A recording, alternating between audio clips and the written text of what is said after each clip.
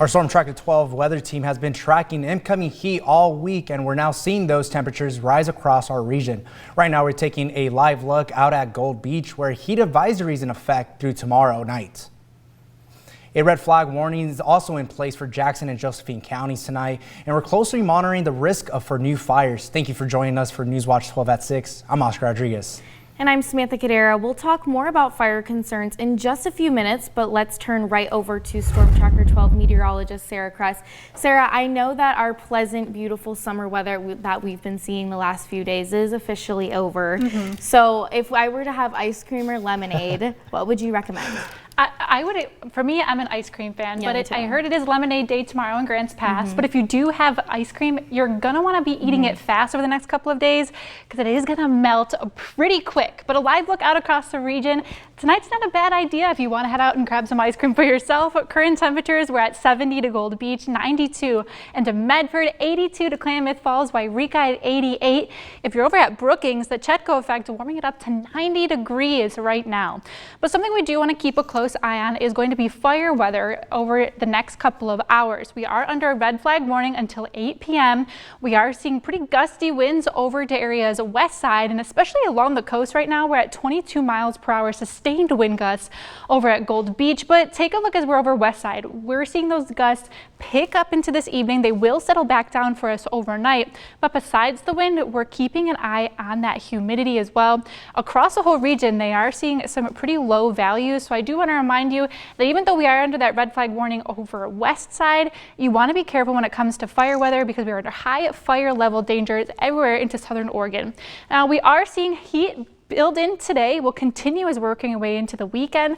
Overnight tonight will feel rather pleasant for us. We'll see those low temperatures drop down into the mid to upper 50s for west side valleys. Over east side will be into the upper 40s, lower 50s, and then into northern California, I expect those temperatures into the 50s. And some areas along the coast, they're not going to drop as cool. We are under that heat advisory until tomorrow night at 11 p.m. So not much relief if you are areas around coastal Curry County. But tomorrow, like we mentioned, it is a very nice day to be heading out for some lemonade. We'll see high level clouds passing throughout the day.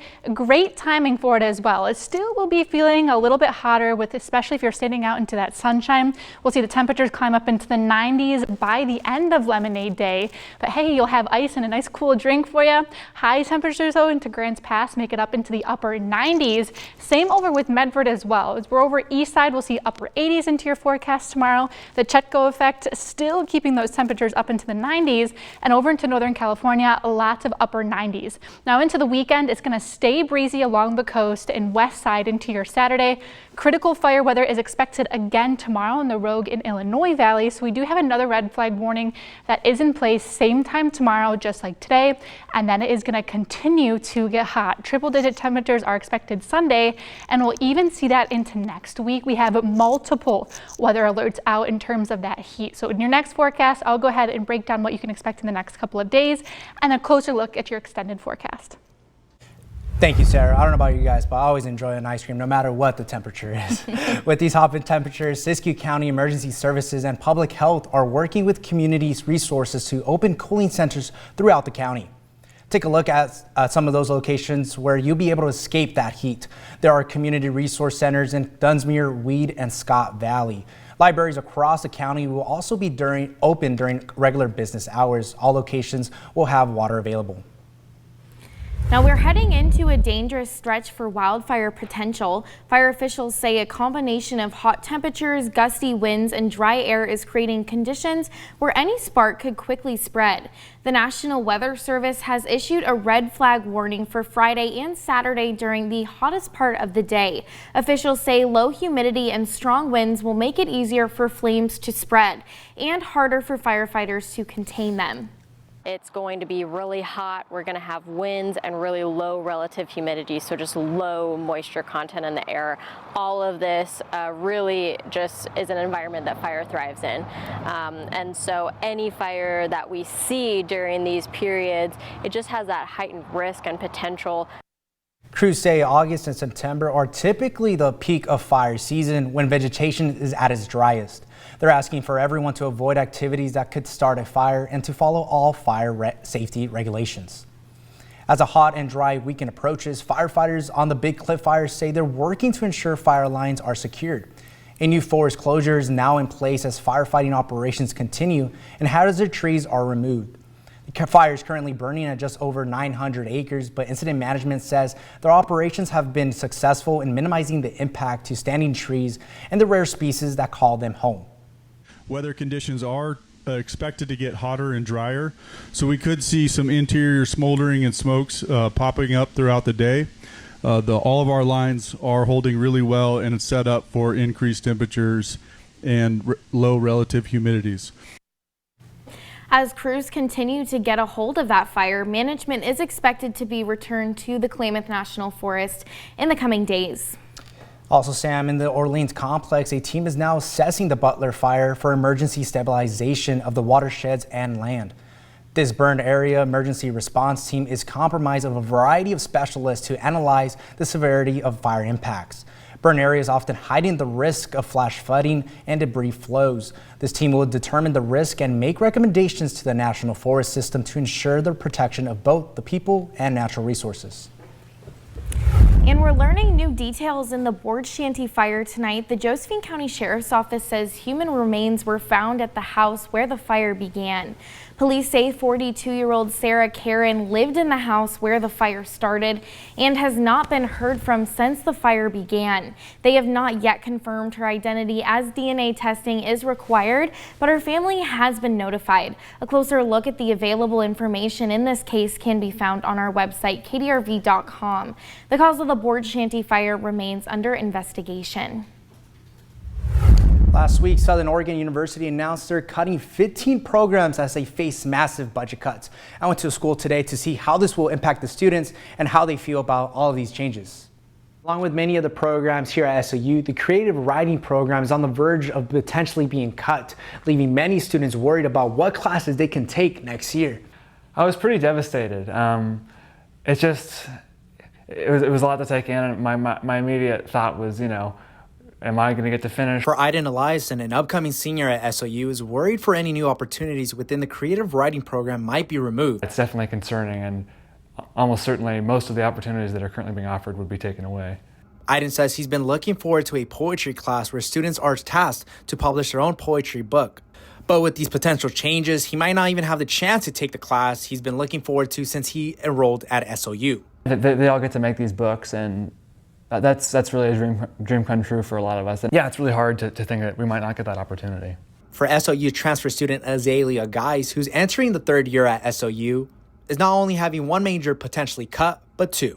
As Azalea is a double major in creative writing and emerging media and digital arts, or also known as EMDA. I was very frustrated because I've personally been putting a lot of work into the community at SOU, and not just that, but the program itself, and obviously the classes too. Aiden showed me that one of his friends started a petition with over 60 signatures from SOU students who are trying to change the school's mind and potentially cutting the program, and will emailing this petition to the school's administration later today. I reached out to SOU regarding if anyone is willing to talk over the creative writing program and other programs potentially being cut as part of the provisional rebuilding plan. SOU responded saying President Bailey is unavailable to speak today, but willing to talk another day as a creative writing program is part of the provisional rebuilding plan, and some components of the plan are likely to change. This weekend, the administration will go over the provisional rebuilding plan and decide what's going to happen. From Ashland, I'm Oscar Rodriguez.